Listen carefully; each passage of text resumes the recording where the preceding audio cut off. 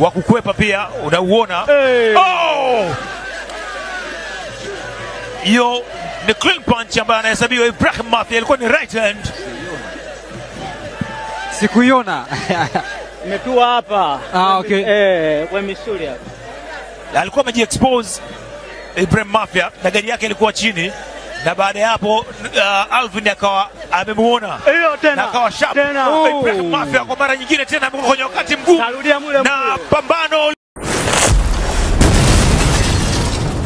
Ni rekodi ya namna yake. Tazama hapa, hii hapa ndio ambayo iliweza kumnyongonyesha hiyo big right hand.